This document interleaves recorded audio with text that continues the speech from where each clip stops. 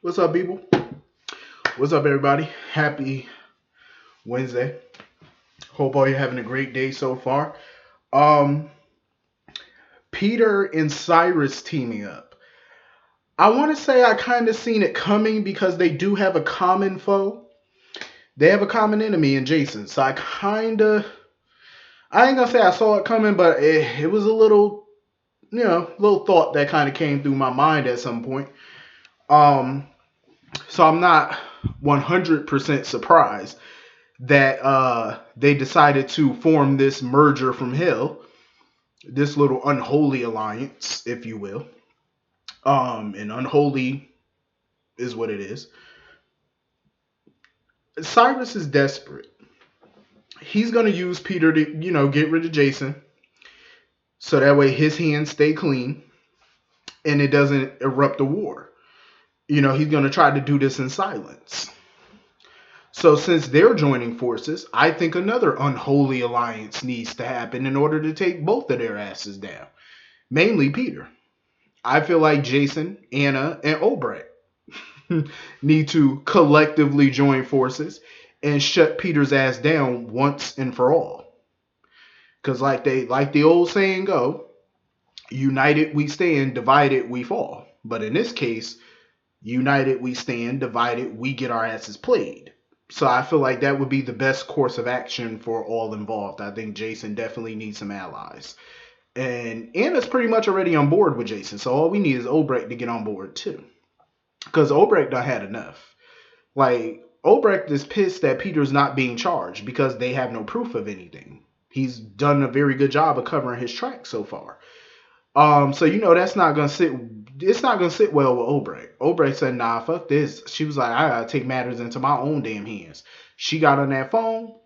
She called up Dante. She was like, "We need to meet." She was like, "It's time for us to take Peter ass down for good. It's time to put him down, put him to sleep. Let's go. Let's do the damn thing." I'm all for it. You know what I'm saying? I hate that Dante's being played, but it's for the greater good. It's for the greater good. So I'll let it slide. And I love me some Obrecht, so I'm on board with whatever she got planned. Um. So anyway, moving on from that.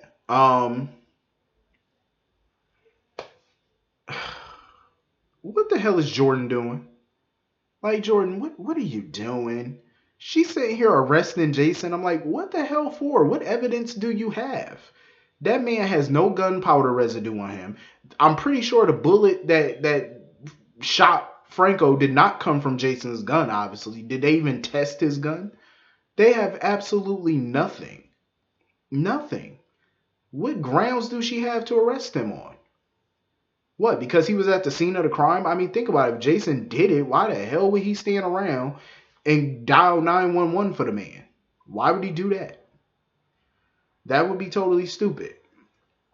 I really don't see how she got an arrest warrant for him. I really don't, because there's literally no evidence. Even Laura herself said there's no proof.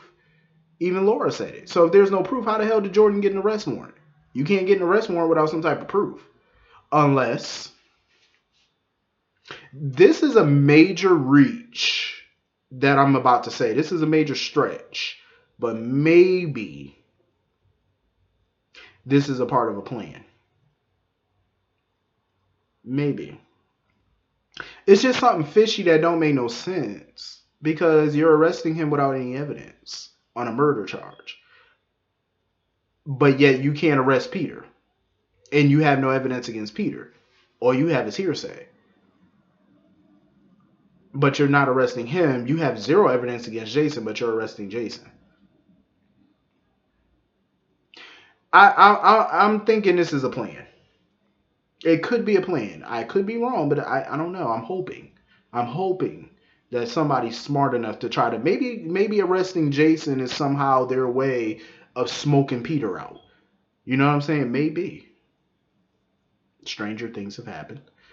I would hope so. I really do. What if it is? But anyway, I just think her arresting him is bogus. If it's not a part of some plan, then she's an idiot. I'm just saying. Like, Jordan, what are you doing? Um. So anyway, I know TJ. I know he really wants Jordan and Curtis back together, but they still dragging their feet on getting back together and whatnot. Because Curtis, I don't think he's still not ready to come home. He don't seem like it, so I guess it's not gonna happen. Um, but Curtis is definitely excited about this new chapter in his life. Like he's excited about um owning the nightclub. I'm excited for him because I can't wait to see this new journey and where it's gonna take him. I think it's gonna be exciting. So anyway, moving on from that, Sam is basically telling Dante that Jason didn't kill Franco. And Dante's like, well, shit, how you know that? She was like, because he told me. And we all know if Jason killed Franco, Jason would have definitely told Sam that he did it. He never really lies to Sam about anything illegal that he does. Like, she knows obviously all his illegal dealings. So if he did it, he would have told her he did it because he trusts her. But clearly he didn't do it. And so Peter brings his little narrow ass in there talking about some, oh, the charges against me will never stick. See, that's your problem, Peter. You're getting a little arrogant. You're getting a little cocky. And when people get arrogant, that means you're going to make a mistake. At some point, you're going to make a mistake. And fucking around with Cyrus is bound to happen. Because Cyrus, please, that's a disaster waiting to happen. They might work out as a team for the beginning part, but it ain't going to last. Um, Sam is still upset about Alexis pleading guilty and whatnot. I mean, I get it. She don't want to see her mother in prison. I get it, but I agree with Dante. Maybe if she shows the judge that she has remorse about what she did and she's willing to take, responsibility, maybe he'll be lenient. It's possible. It definitely is possible. Um, that scene between Carly and Jason was very intense. Her throwing the coffee mug, breaking down about being strong, and Sonny being gone and whatnot. Laura Wright did her thing. I ain't even gonna lie to you. Laura Wright killed that scene. She definitely did. She killed it. But something is telling me how long before we see Jason and Carly having grief sex? It's just so much sexual tension between them. It's always been there, but they never acted on it though. Well, in the years, like over the years, they never really, in the last few years, it's just always been some build up to them. So I wouldn't be surprised if the writers had them, sleeping together at some point. And then Sonny comes out and finds out about it. It's gonna be a hot ass mess. So anyway, moving on from that. Um, I freaking loved the memorial that they set up for Franco. It was good to see Liz and the boys and stuff. They were all dressed up, looking clean, looking good. That whole Baldwin Weber family scene, it was so emotional. I love the flashbacks that they shown of Elizabeth and Franco's relationship and how their relationship grew over the years. I love that. I really did. I feel bad for Liz. She finally got herself a man that treated her like a queen, took care of her and her kids, helped raise her boys. And for that just to, for him to die like that, that was just jacked up. I felt bad for Liz. She finally found real love. A man that was just for her. Because some of the other men that she was with, they were just obsessed with other women or, it just didn't work out. You know what I mean? Because of an ex that they were with or whatever, infidelity. With Franco, she didn't have to worry about none of that. Franco was all about Liz. Like, Liz really had a man that was all about her. He wasn't thinking about no ex. He wasn't, I mean, Franco had his flaws and whatnot, just like Elizabeth. Everybody got flaws. But, that was her man. And he was the man for her. So it was sad that she lost that, and the boys lost a good father figure. But it was good to see Laura and Scotty together and stuff like that, being there. I felt bad for Scott because this is the third child that he done lost. I felt bad for him. I freaking love how Ava put up all those art pieces and stuff like that to pay tribute to Franco. I thought that was beautiful, man. I love how Ava set that up. You know what I'm saying? Even though her and Franco's friendship was rocky, it's been rocky because of her manipulations. She really did genuinely care about Franco. Like, Ava really cared about that boy. Like, she really did. And her putting this memorial together and that tribute, that really showed that she genuinely loved him and she cared about him. And I think Franco would have loved that. Um, and, Liz definitely appreciated all the hard work. Even Nina was impressed with all the hard work Ava put into that memorial at her gallery. Everybody was impressed. And I think Ava deserves a round of applause. Like, Ava did her thing. I said, go ahead, Ava. Um, so anyway,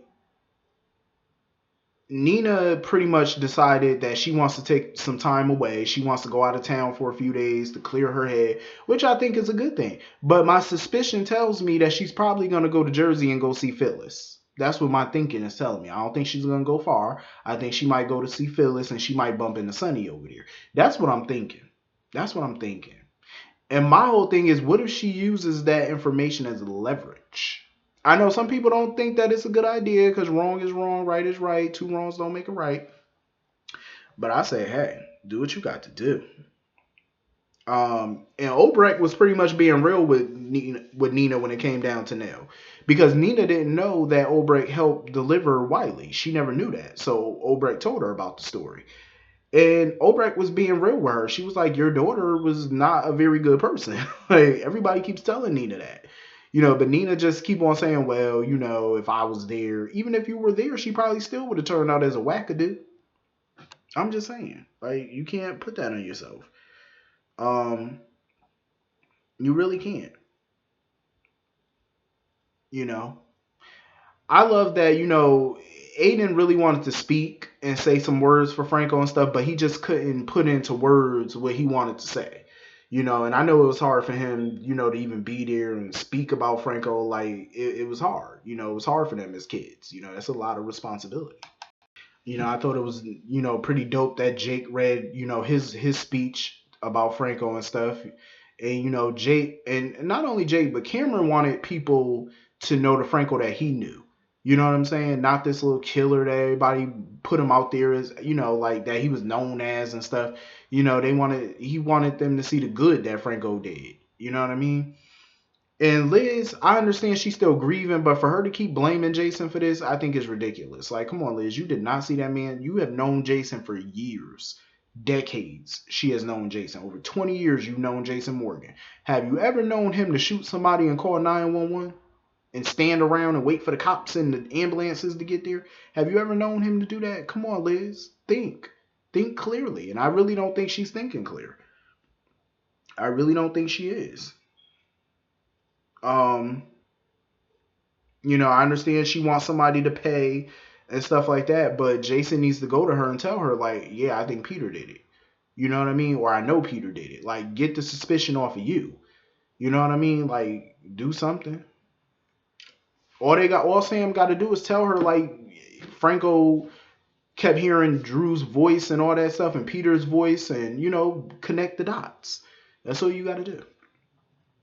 So anyway, that's pretty much the whole episode. Hit the comment section. Let me know what y'all thought about this episode. I will see you all later. Have a great night. Peace.